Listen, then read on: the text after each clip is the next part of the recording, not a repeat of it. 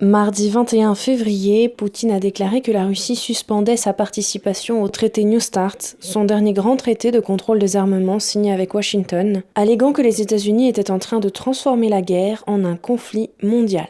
Heather Williams est directrice du projet sur les questions nucléaires et chargée de recherche au programme de sécurité internationale du Centre d'études stratégiques et internationales. Aux yeux de la chercheuse, les États-Unis ne sont pas seulement en train de perdre un accord de contrôle des armements, mais ils sont également en train de laisser filer entre leurs doigts un canal de communication très important.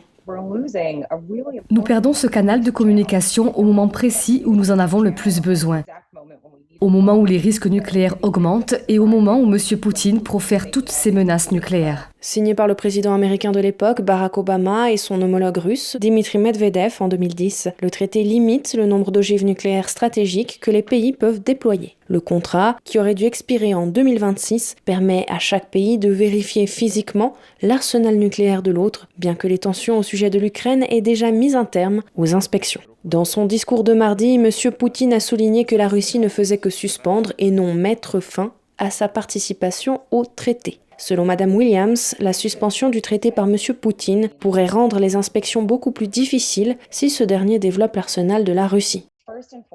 Avant tout, je pense que nous devons vraiment être conscients que cela signifie la fin du dialogue bilatéral entre les États-Unis et la Russie. New START était l'un des rares forums restants pour ces discussions bilatérales, en particulier les discussions qui incluent des responsables de la défense, ce qui, vous savez, est incroyablement important en Russie en ce moment, parce que le ministère de la Défense est très influent.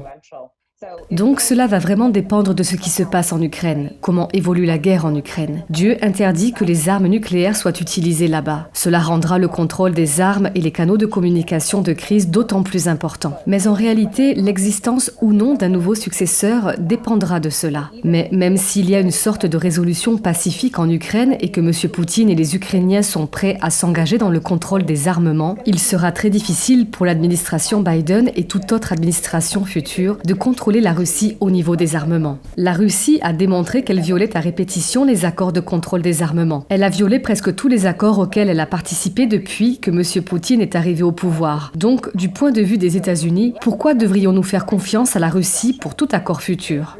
Pour la directrice du projet sur les questions nucléaires, à court terme, la suspension de New START par Poutine offrira un laissez-passer à la Chine.